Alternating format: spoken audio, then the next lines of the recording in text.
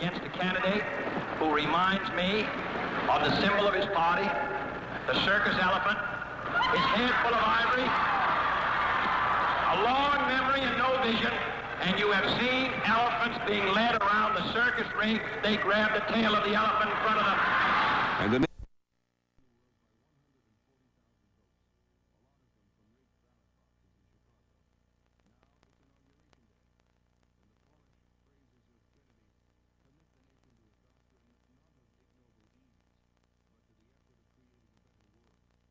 I, John Fitzgerald Kennedy, do solemnly swear that you will faithfully execute the office of President of the United States. that I will faithfully execute the office of President of the United States And will, to the best of your ability, and will, to the best of my ability, preserve, protect, and defend the Constitution of the United States. preserve, protect, and defend the Constitution of the United States. So help you God. So help me God.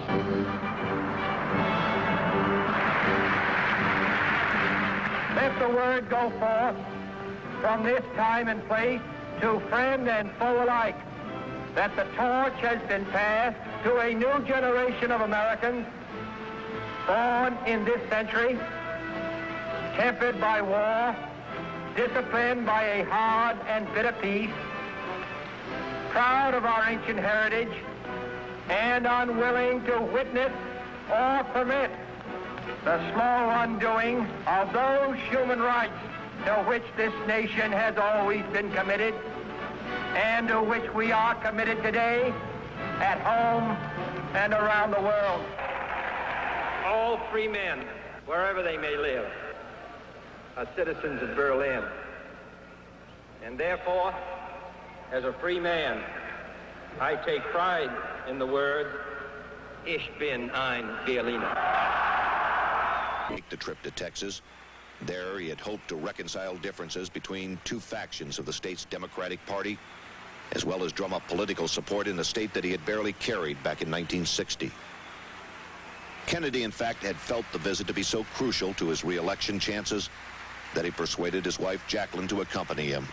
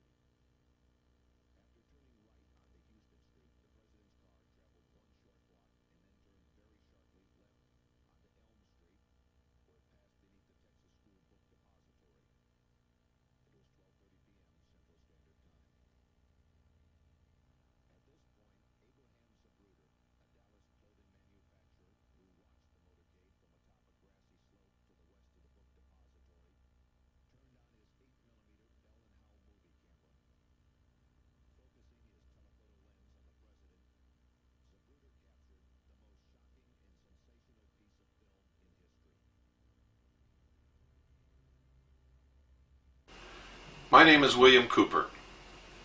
Between the years 1970 and 1973, I served on the intelligence briefing team of the Commander-in-Chief of the United States Pacific Fleet, who at that time was Admiral Bernard Cleary.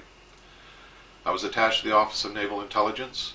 I had a top secret, Q, sensitive compartmentalized information, security clearance, and actually had access and the need to know almost everything that the Admiral himself, the members of his staff, and many high-level government officials. It was during this time that during the routine course of my duties, top-secret documents crossed my desk that I was able to read that outlined everything that really and truthfully happened, according to those documents, in Dallas on November the 22nd, 1963, when President John F. Kennedy was assassinated. According to these top-secret documents, the intelligence community and the national security apparatus considered John F. Kennedy to be a threat to the national security. It did not explain what this meant.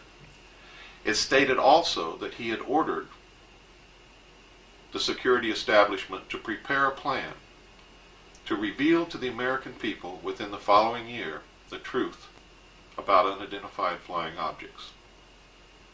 It also stated that he had ordered the intelligence community and the CIA specifically to cease importing and selling illegal narcotics, drugs, to the American people in order to finance their black projects. Now we know that he had ordered also the printing of real money, again, silver certificates, backed by real silver money. And we also know that that would have broken the back of the Federal Reserve. He had also threatened publicly to disband the Central Intelligence Agency and scatter it to the thousand winds. We know that he had refused to provide air support for the invasion of the Bay of Pigs. A lot of people were really angry and upset with John F. Kennedy. It's stated in those documents that the assassination pistol used was prepared, manufactured specifically by the Central Intelligence Agency for assassinations. It was electrically operated, gas-powered, and could either fire a poison dart, a small hypodermic needle, or an exploding pellet which could contain any one of several deadly poisons. These documents stated that William Greer, the driver of the president's car, a Secret Service agent, an ex-chauffeur of the Lodge family, turned in his seat and fired with this assassination pistol at point-blank range at the president's head, an exploding pellet filled with shellfish toxin, which really killed our president. President Kennedy's brain was missing. Another was substituted in its place, which showed little or no damage at all. Completely opposite of what the doctors at Parkland Hospital described. The documents that I read said that President Kennedy's body was taken out of the casket on the plane and actually arrived at Bethesda Naval Hospital a full 30 minutes before the empty casket that the public television cameras and Mrs. Kennedy accompanied. It stated that when the autopsy was performed, they found that the brain had already been severed at the spinal cord and showed little or no damage whatsoever. This has since been confirmed by independent investigators other than me. But I can prove that as far back as 1972, I told all of these details to several other people, one of whom I have disclosed publicly already. In this film you're going to see, this film narrated by a man named Lars Hansen, the film that he claims that he prepared and discovered. We really haven't gotten to the bottom of that yet. You're going to see this act, but this is a poor film. Watch closely. Keep your eyes on the driver. Remember, if you want to see who murdered a man, don't watch the man being murdered. Look around. In this instance, keep your eyes on the driver. Now, if you don't see it in this section of the film, you're going to see a better film after this at some point. And then, before this video is over, you're going to see the most crystal clear, most beautiful copy of the Zapruder film you've ever seen in your life. And you're going to see, without any doubt, William Greer shoot President Kennedy and kill that man in Dallas.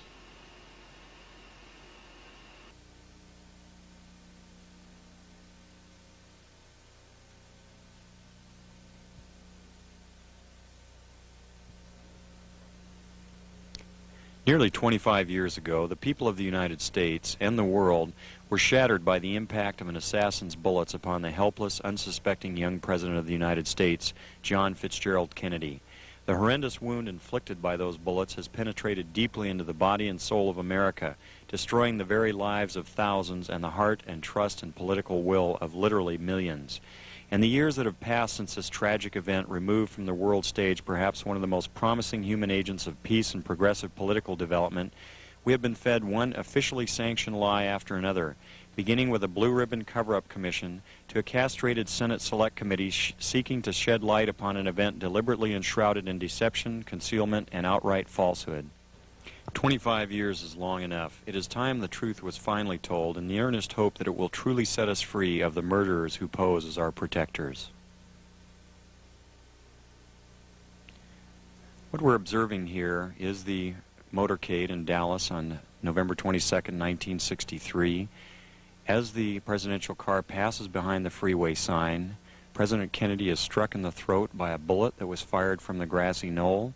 As he's grasping his throat, John Connally is turning around to his right. He at that point is struck. You notice the the passenger of the car turning back to see what has happened to the president. As he turns back to the front, the driver of the car turns with his left arm over his right shoulder with a pistol and fires. You see the 45 caliber nickel-plated automatic weapon in his left hand. He's firing over his right shoulder. You see it in relief. You see his head pointing backwards towards the president.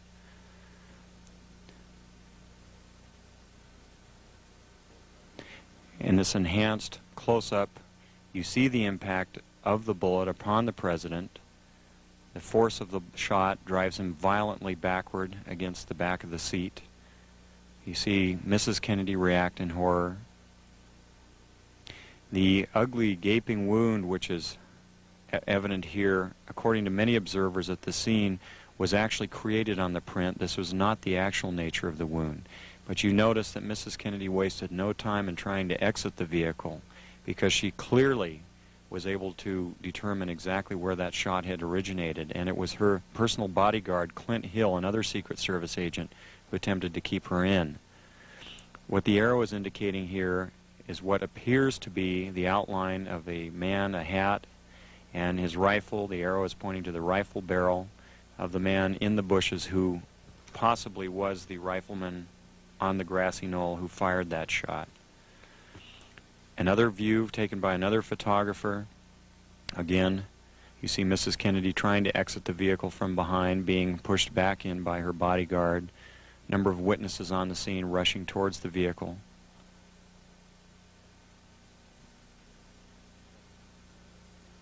In this section, the man standing on the far right of the wall there is Abraham Zapruder, the photographer who took the original photos. The arrow here is indicating what was very likely the rifleman on the grassy knoll, the man who fired the shot which penetrated Kennedy's throat from the front, not from behind as the Warren Commission would have you believe. Very interesting note also that the motorcycle policemen were told to remain behind the car at all times. Here you see the passenger in the front turning back, looking at the president. Instead of jumping back to assist him, he turns forward. The driver's now rotating. The weapon comes into view and he fires. You'll see this repeatedly in these sequences. Kennedy's been shot in the throat. He's leaning to his left. The driver now begins to rotate. His left arm comes over his right shoulder and he fires now. Again, you see the driver rotate. You see the weapon come into view. He's rotating again. The weapon is in view. He fires. You can clearly see his head turning and his arm and the weapon extending into view over his right shoulder. Many of the witnesses indicated that the car slowed almost to a virtual halt at about this point. And here in the normal version you see how much more quickly it is speeded up. It's much harder to determine. Many of the people who asked the question why Jackie Kennedy did not report this, it should be fairly evident that she wasted no time in getting away from the attacker. For those of you who were able to see it the first time out, pretty shocking, wasn't it? I bet it changes your mind about a lot of things. And if you still have any doubts, keep watching. But first, I'm going to show you and let you hear a statement made by President Dwight David Eisenhower when he left the office of president. He tried to warn us, and we didn't listen. I think it's time to hear his warning again, and this time, I think we had better listen. Longtime crowd pleaser Dwight Eisenhower is in his final year in the White House. Much of the country is still satisfied with the father figure's easy grin, though he seems tired by now. He got the U.S. out of Korea, but the economy is a problem, and some are bored with his hold-the-line approach. There is a growing mood for change. Leaving office, he fires a broadside at 2 power centers that could destroy the world. In the councils of government, we must guard against the acquisition of unwarranted influence, whether sought or unsought, by the military-industrial complex. The potential for the disastrous rise of misplaced power exists and will persist. I know some of you remember hearing that. I know that many of you have never heard it and didn't even know about it. And if you hadn't seen it on this video, might never have known about it for the rest of your life. Now you're going to see another tape. We sent the original copy of Dallas Revisited that we had obtained from John Lear, and another copy that we had obtained directly from Lars Hansen, to Japan for computer analysis. The Japanese computer analyzed the film. They agreed William Greer shot President Kennedy. No doubt about it. In fact, I woke up a whole nation, and that's what I set out to do. Only it's the wrong nation. I woke up Japan. They played that tape over and over again during prime time. The whole Japanese nation knows now who shot President Kennedy. They sent me back a color copy.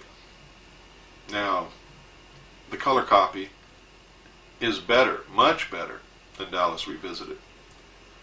But it's still not the best. But one thing that will help you, the act is circled, and they outlined what they found by computer analysis.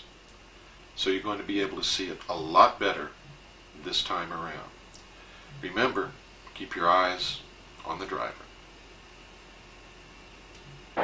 一発目が発射された直後、画面右端の運転手が振り向き、肩越しにピストルで撃つのが見える。画面の右端に見える運転手の動作に注意すると分かる。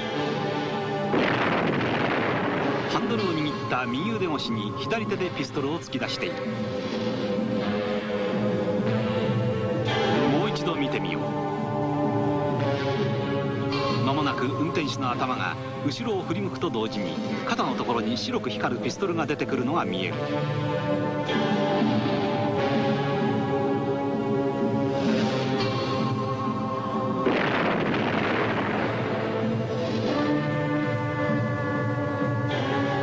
今後ろを振り向く。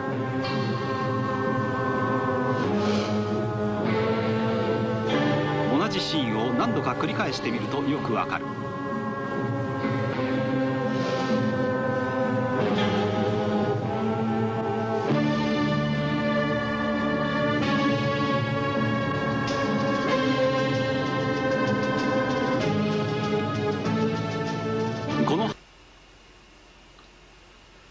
Well, I know that now a lot more of you have seen it. A lot more than saw it when you watched the original black and white Dallas Revisited at the beginning of this videotape. And I bet there's some wet eyes out there. You've probably gone into the Kleenex box or into your pocket for a handkerchief.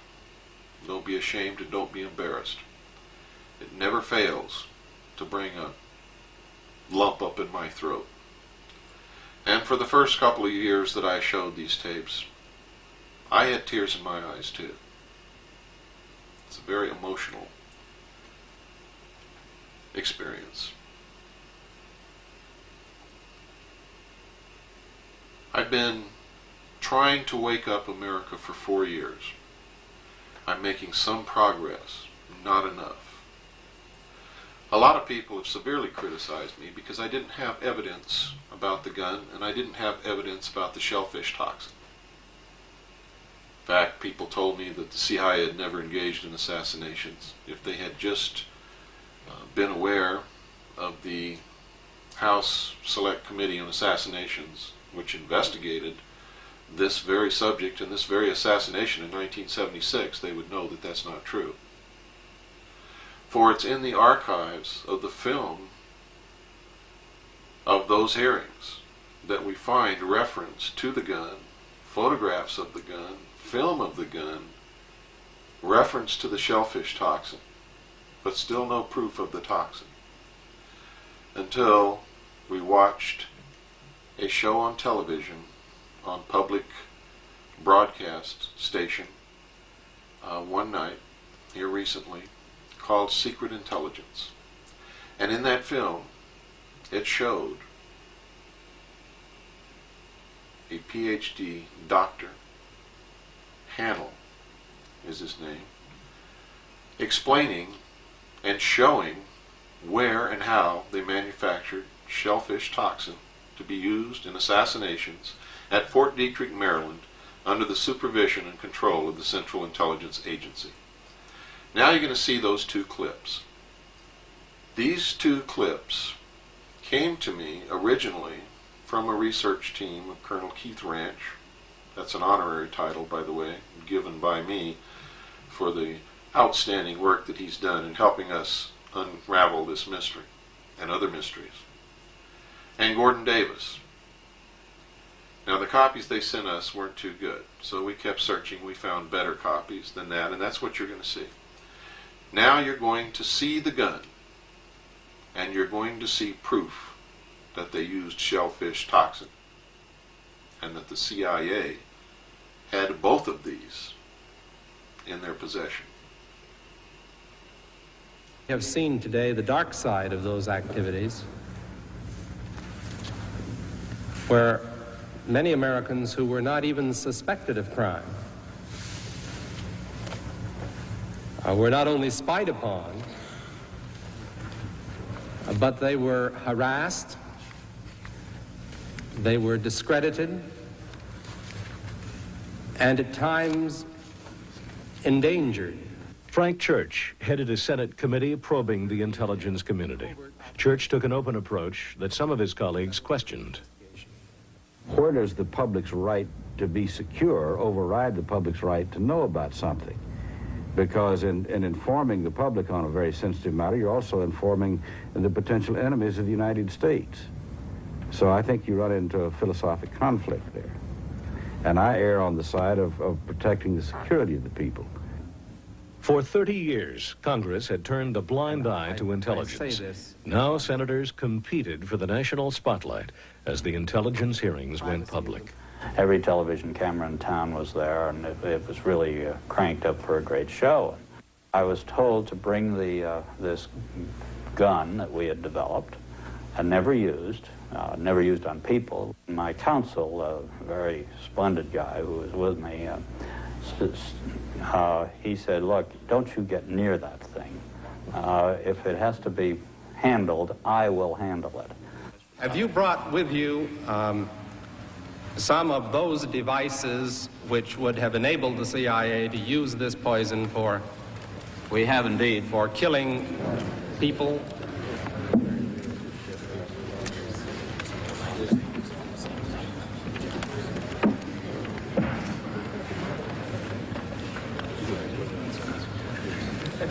Don't point it at me.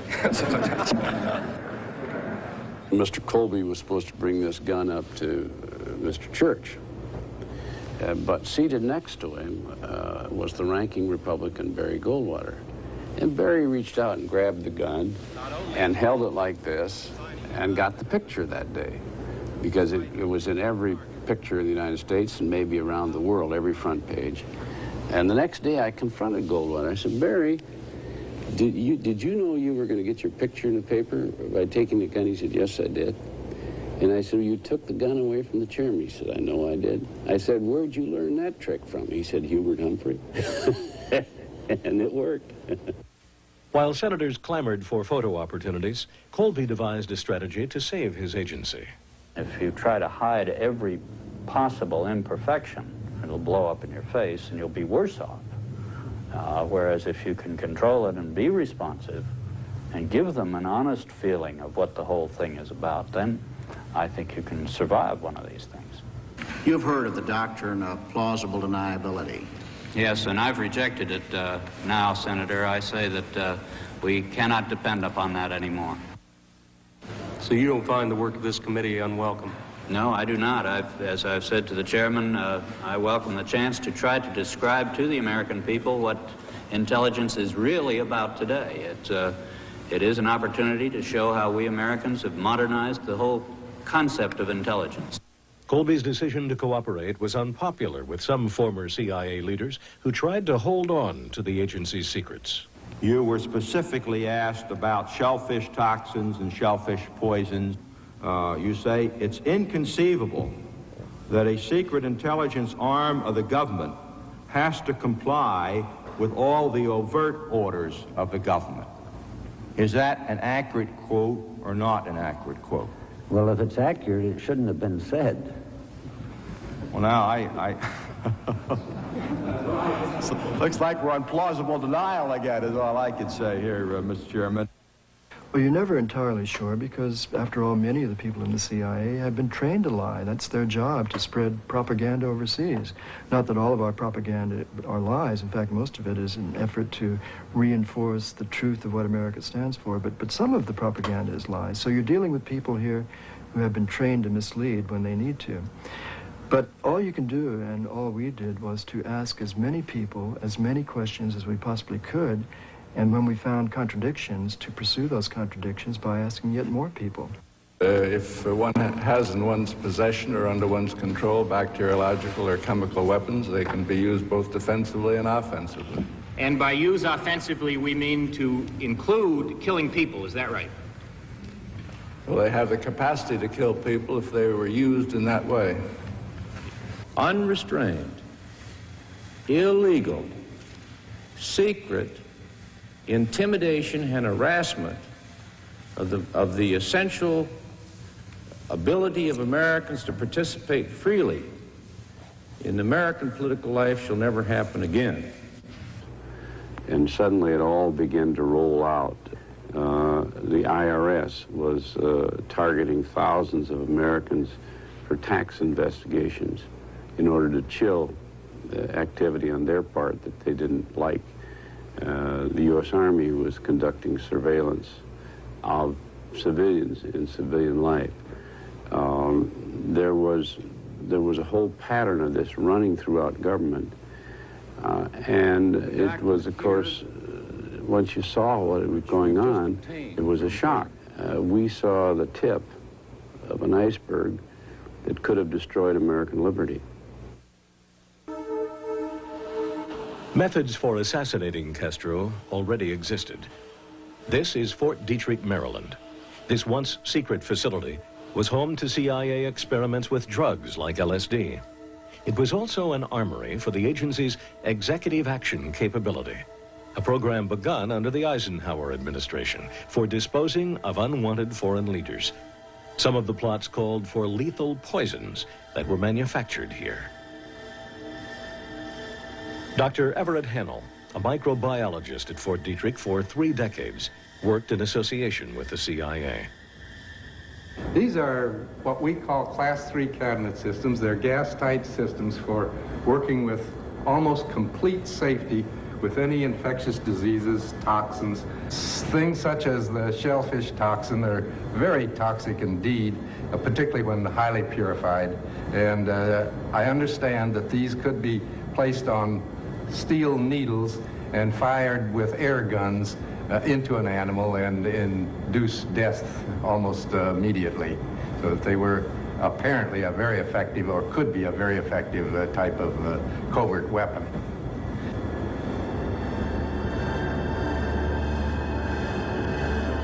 But the real targets of these deadly drugs were not animals. Well, now that you've seen the gun, and now that you know that the shellfish toxin did exist, and that this weapon was capable of firing it in pellets or on needles, and killing animals and people, things take a more sinister turn. And Bill Cooper's not quite as crazy as everyone thought he was in the beginning. I'll show you the best copy that we have of the Zapruder film. Crystal clear, sharp color. You can see everything that happens in that automobile and around it. Clear as a bell. Before we show you that film, though, we're going to show you a picture of Lee Harvey Oswald standing in the doorway of the school book depository building on the ground floor. And I'm going to tell you that the Warren Commission and the 1976 House Select Committee on Assassinations both knew about this photograph and rejected it. Then we're going to show you a picture of Oswald in custody wearing the exact same clothes. Exactly. No difference whatsoever. Now, because there are some out there who claim that the man standing in the doorway was a man named Lovelace or Lovelady, we did body measurement proportion comparison analysis between the man in the doorway and Lee Harvey Oswald in captivity. There is no doubt whatsoever, ladies and gentlemen, that the man in the doorway is Lee Harvey Oswald. Examine the photographs and you judge for yourself.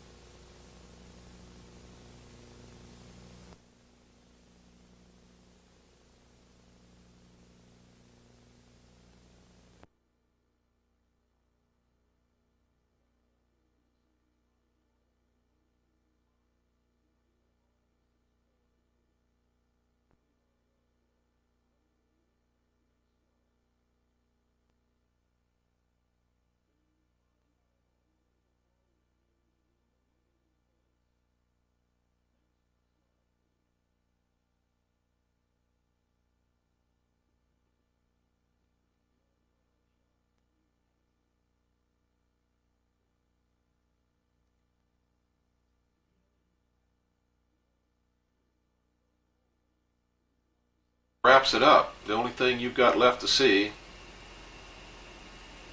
is the crystal clear, sharp, beautiful color copy of the Zapruder film that I'm now going to show you.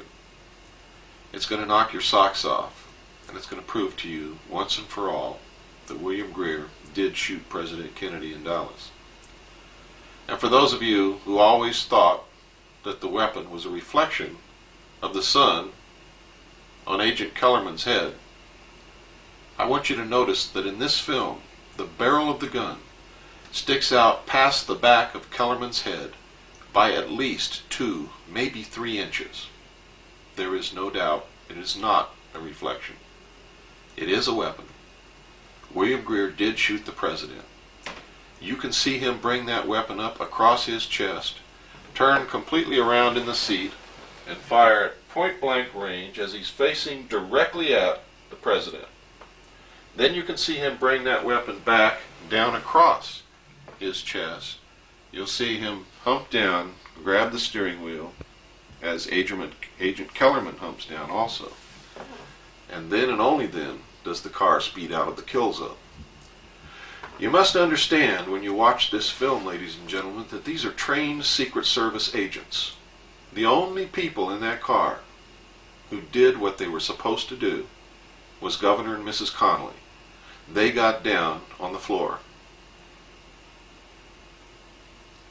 The driver of the car was not supposed to turn around, nor was he supposed to draw a weapon. He was supposed to get that car out of the kill zone as quickly and as efficiently as possible. The agent in the front seat was supposed to draw his gun, attempt to discover the assassins, and return fire. Neither one of those two men did what they were trained to do.